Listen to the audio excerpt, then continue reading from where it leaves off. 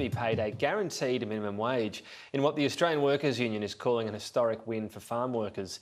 The Fair Work Commission ruled earlier this month that fruit pickers must be provided with a minimum wage of at least $25.41 an hour instead of remuneration depending on the number of fruit or vegetables they have harvested. I spoke to the Minister for Agriculture in Northern Australia, David Littleproud, about the decision a short time ago. Started by asking about the Commission's findings that there is no safety net for hot conditions and less experienced workers.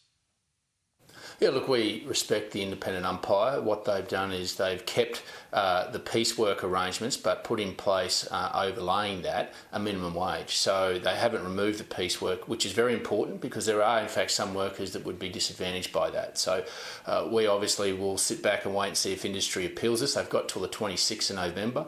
But I think what the Commission's tried to do is strike the right balance here, and obviously we'll work with industry around that. Now, if there are increased costs, we would expect that transparently that appears at the checkout and that the supermarkets don't try and make farmers absorb this as they have in the past, that this goes right through to the checkout. If this is what the Fair Work Commission has got to, this is what the independent umpire says is the ruling, then it needs to flow right through to the checkout rather than farmers absorbing the costs. When things normally go up in price, it's normally absorbed throughout the chain. So a hit to consumers, yes, a hit to supermarkets, but a hit to farmers as well.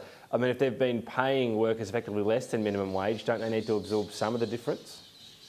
No, with respect, I think what the arrangements were was around the piecework was that obviously there was uncertainty, and that's what the Fair Work Commission has provided in terms of giving that certainty around the piecework part of the decision. Now what they're saying is they want to underline that now with the minimum wage. Now some people obviously work and achieve well beyond what the minimum wage is through piecework arrangements. Others aren't, whether for proficiency or want. And that's where obviously now the Fair Work Commission has made a determination that obviously these farmers will now have to manage these workers through in terms of performance management if they're not able to meet minimum standards, as you would in any working environment. So we've been through this before though, seemingly, about you not happy about supermarkets and farmers getting squeezed with milk. Is there anything you can actually do other than call on supermarkets, hope, in your words, they do the right thing? Well, we had an ACCC perishable goods inquiry only in the last couple of months, and there are some findings in that the government's going to work through. We've also put over $5 million out into trying to make sure that we get greater transparency on pricing and in terms of costs of production.